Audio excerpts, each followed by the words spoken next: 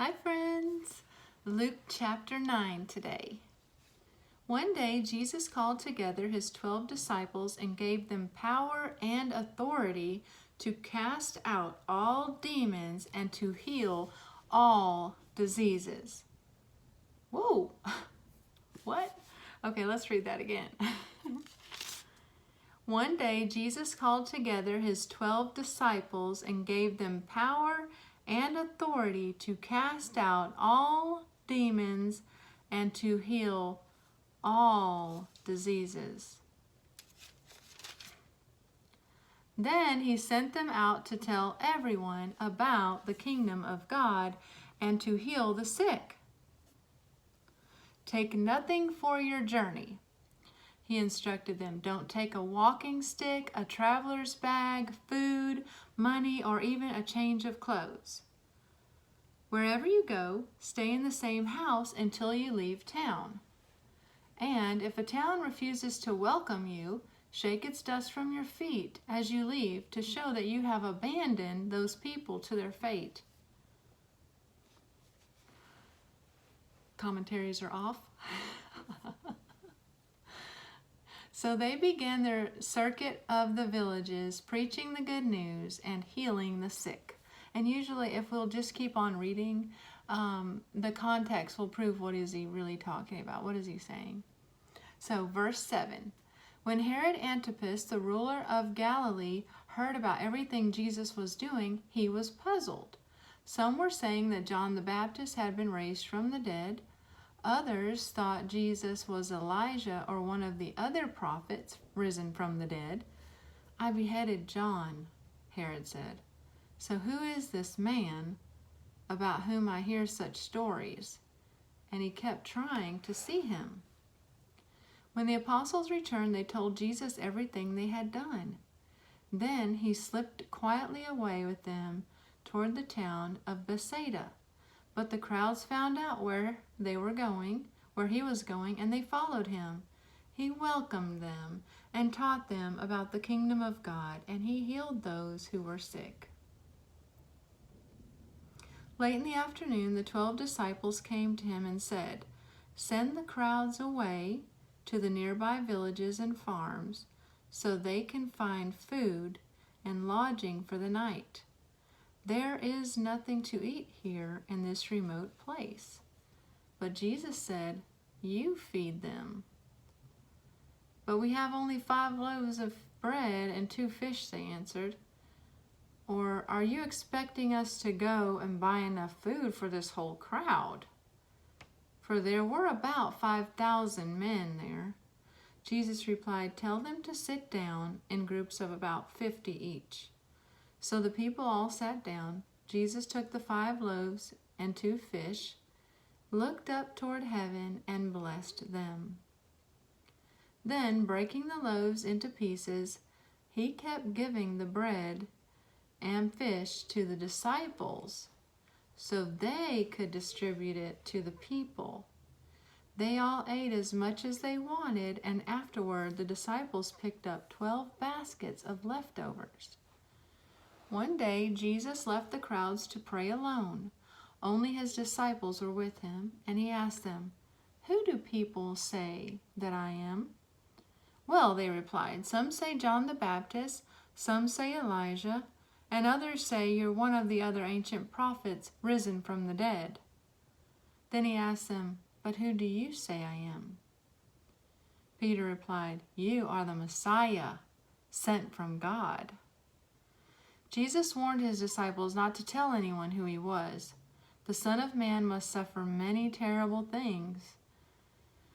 He said, he will be rejected by the elders, the leading priests, and the teachers of religious law. He will be killed, but on the 3rd day, he will be raised from the dead.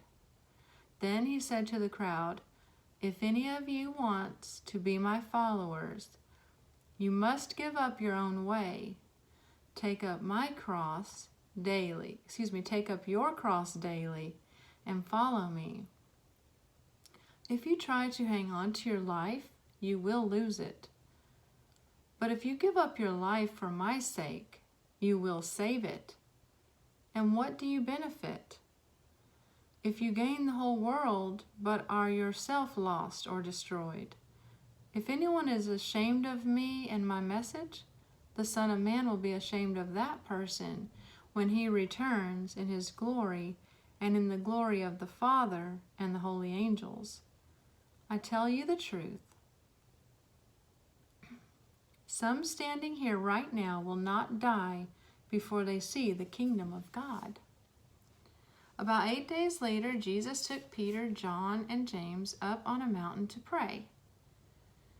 As he was praying, the appearance of his face was transformed, and his clothes became dazzling white. Suddenly, 2 men, Moses and Elijah, appeared and began talking with Jesus. They were glorious to see, and they were speaking about his exodus from this world, which was about to be fulfilled in Jerusalem. Peter and the others had fallen asleep. When they woke up, they saw Jesus' glory and the 2 men standing with him. As Moses and Elijah were starting to leave, Peter, not even knowing what he was saying, blurted out, "Master, it's wonderful for us to be here. Let's make 3 shelters as memorials, one for you, one for Moses, and one for Elijah." But even as he was saying this, a cloud overshadowed them, and terror gripped them as the cloud covered them. Then a voice from the cloud said, "This is my Son, my chosen one. Listen to him."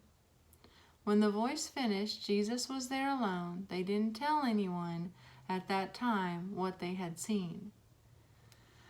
The next day, after they had come down the mountain, a large crowd met Jesus. A man in the crowd called out to him, "Teacher, I beg you to look at my son, my only child. An evil spirit keeps seizing him, making him scream. It throws him into convulsions so that he foams at the mouth. It batters him and hardly ever leaves him alone. I begged your disciples to cast out the spirit, but they couldn't do it." Jesus said, "You faithless and corrupt people, how long must I be with you and put up with you?" Then he said to the man, "Bring your son here." As the boy came forward, the demon knocked him to the ground and threw him into a violent convulsion. But Jesus rebuked the evil spirit and healed the boy. Then he gave him back to his father. Awe gripped the people as they saw this majestic display of God's power. While everyone was marveling at everything he was doing, Jesus said to his disciples, "Listen to me and remember what I say. The Son of Man is going to be betrayed into the hands of his enemies." But they didn't know what he meant. Its significance was hidden from them, so they couldn't understand it, and they were afraid to ask him about it. Then his disciples began arguing about which of them was the greatest. But Jesus knew their thoughts, so he brought a little child to his side. Then he said to them, "Anyone who welcomes a little child like this on my behalf welcomes me. And anyone who welcomes me also welcomes my Father who sent me. Whoever is the least among you is the greatest." John said to Jesus, "Master, we saw someone using your name to cast out demons, but we told him to stop because he isn't in our group." But Jesus said, "Don't stop him. Anyone who is not against you is for you." As the time drew near for him to ascend to heaven, Jesus resolutely set out for Jerusalem. He sent messengers ahead to a Samaritan village to prepare for his arrival.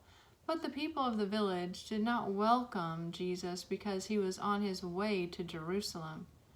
When James and John saw this, they said to Jesus, "Lord, should we call down fire from heaven to burn them up?" But Jesus turned and rebuked them. So they went on to another village. I'm not making fun of anything the disciples say, because who in the world, who would know what they should be saying? If it was any one of us, we'd probably be saying some of the same things, or maybe worse. As they were walking along, in verse 57, someone said to Jesus, "I will follow you wherever you go." But Jesus replied, "Foxes have dens to live in, and birds have nests, but the Son of Man has no place even to lay his head." He said to another person, "Come, follow me." The man agreed, but he said, "Lord, first let me return home and bury my father."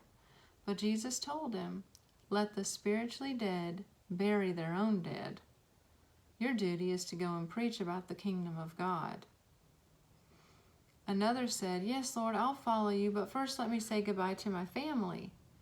But Jesus told him, "Anyone who puts a hand to the plow and then looks back is not fit for the kingdom of God." Wow, chapter 9 is loaded.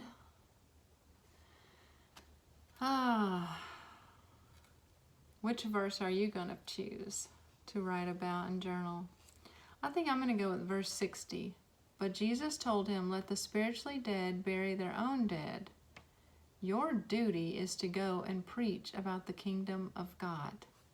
I pray that you'll take some time alone with the Lord today and meditate on a verse and see what he has to say to you. I look forward to seeing what you learn in the comments. God bless you.